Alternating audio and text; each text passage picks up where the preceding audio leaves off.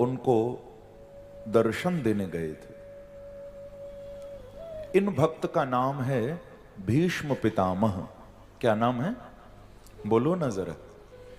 भीष्म पितामह। ये भी अनन्य कृष्ण के भक्त हैं। आप भागवत में दर्शन करिए, पितामह भीष्म का ये जो प्रसंग है तो बहुत छोटा सा चरित्र एक अध्याय में, लेकिन आप पढ़ोगे तो आपको पता चलेगा कि कितना पितामह भीष्म का बांके बिहारी से प्रेम था, बहुत प्रेम। इन्होंने श्रीमद् भागवत में ठाकुर जी की बड़ी प्यारी स्तुति भी गाई है। इनकी स्तुति में 11 श्लोक हैं।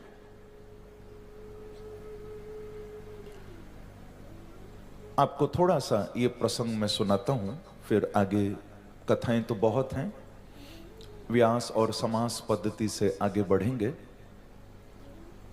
भीष्म प्रसंग थोड़ा सुनिए जरा डूब कर। सूत जी महाराज कहते हैं कि ऋषियों, महाभारत युद्ध के बाद युधिष्ठिर जी को मोह हो गया। बहुत ध्यान देकर सुनिएगा। युद्ध से पहले आप दर्शन करेंगे तो महाभारत युद्ध से पहले अर्जुन को मोह हुआ, परंतु महाभारत युद्ध के बाद युधिष्ठिर को मोह हुआ। अर्जुन का मोह तो आप जानते हैं, गीता पढ़ते हैं ना, विषाद योग। अर्जुन को मोह हुआ। भगवान कृष्ण को कहा ना, सेनयोर उभयोर मध्य रथम स्थापयमेच्युत। हे श्री कृष्ण, दोनों सेनाओं के बीच में मेरे रथ को खड़ा करिए। ठाकुर जी दोनों सेनाओं के बीच में रथ को ले गए।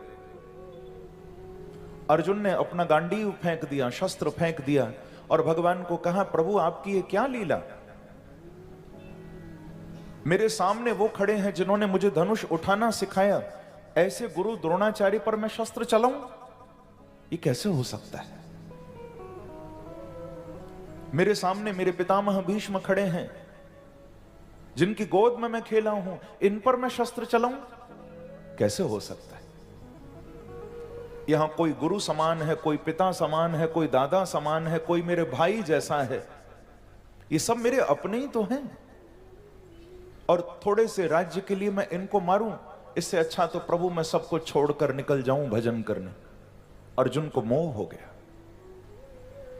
अब उसमें तो ज्यादा विस्तार में मैं नहीं जाऊंगा, आप जानते ही हो कि फिर भगवान ने अपना विराट रूप दिखाया और बताया कि पागल, न तू शस्त्र चलाने वाला है, न तू गांडी उठाने वाला है, न तू किसी को मारने वाला है। ये काल का चक्र तो मेरे हाथों में है सारा। जीव का आना, जीव का रहना, जीव का जाना, प्रभु कहते हैं ये मेरे हाथ में है।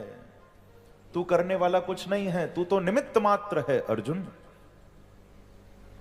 और ऐसा प्रभु ने उपदेश दिया, अर्जुन की आंखें खुल गई। अंत में कह दिया, नष्टो मोहः स्मृतिर्लब्धः। हे गोविंद, मेरा मोह दूर हो गया और आपकी कृपा से मुझे बोध प्राप्त हो गया। चरणों में गिर गए अर्जुन, और फिर भगवान ने जो कराया वो किया। लेकिन अब महाभारत युद्ध पूरा होने के उपरांत मोह हुआ है श्री युधिष्ठिर जी महाराज को। युधिष्ठिर को क्या मोह हुआ? युधिष्ठिर जी को यह मोह हो गया, रात को नींद नहीं आती। सोते हैं तो स्वप्न में देखते हैं कि हाथों से रक्त, खून लगा हुआ है। आधी रात को युधिष्ठिर उठकर बैठ जाता है और रोने लग जाता है, और रोते रोते युधिष्ठिर कहते हैं कि हाय हाय, मैंने अपने भाइयों को मार दिया। धर्मात्मा है ना युधिष्ठिर।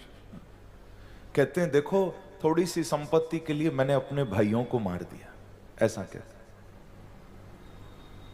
ये बात मन में नहीं आती कि वो भाई कितने दुष्ट थे, कितने विधर्मी थे। पर युधिष्ठिर धर्मात्मा है ना, तो सोचते हैं कि मैंने ये क्यों किया, मैं छोड़ देता राज्य का लोभ।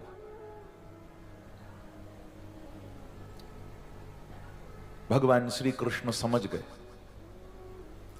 क्योंकि यथा राजा तथा प्रजा, याद रखना, जैसा राजा होता है उसी प्रकार से प्रजा हो जाती है।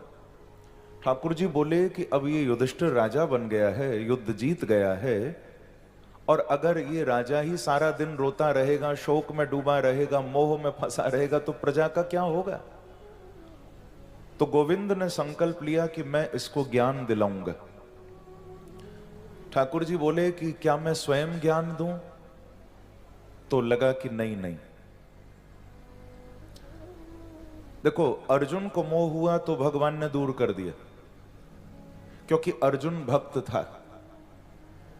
अर्जुन कौन था, बोलो जरा, भक्त था। प्रभु कहते हैं अगर भक्त को मोह हो जाए तो भगवान दूर कर देते हैं। भगवान कहते हैं मैं भगवान हूं, मैं ईश्वर हूं, अर्जुन भक्त। भक्त को मोह होगा तो भगवान दूर कर देते हैं, लेकिन युधिष्ठिर धर्मात्मा है, धर्मराज यमराज के अवतार हैं। तो कहा कि जब धर्मराज को मोह हो जाए, धर्मात्मा को मोह हो जाए, तो प्रभु कहते हैं धर्मात्मा के मोह को भगवान भी दूर नहीं कर सकते, धर्मात्मा के मोह को तो महात्मा ही दूर कर सकता है। प्रेम से कहो श्री राधे।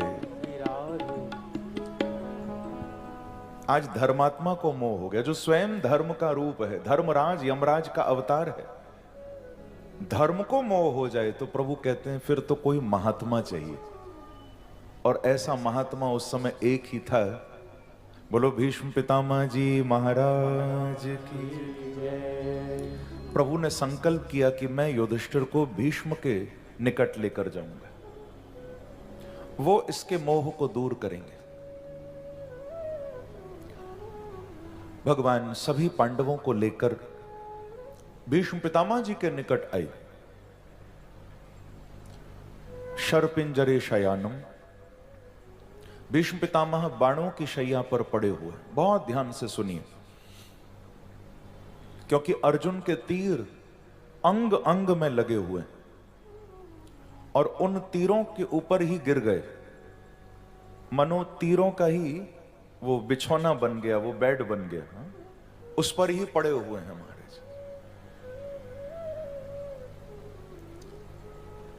लेकिन मन में एक ही अभिलाषा भीष्म पितामह जी के कि मेरे गोविंद कब आएंगे, मेरे ठाकुर कब आएंगे।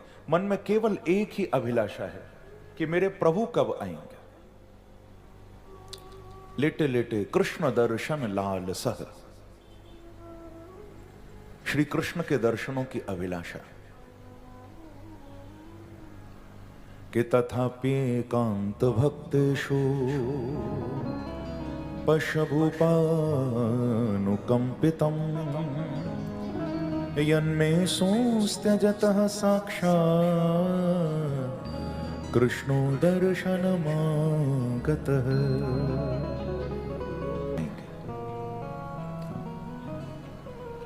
देखो, हम लोगों को ना एक छोटा सा कांटा भी लग जाए, आंखों में एक हल्का सा महाराज कोई तिनका भी चला जाए, तो भजन तो छोड़ो, हमारा किसी चीज में मन नहीं लगता। अरे पहले इसको निकालो भैया, तब शांति मिले।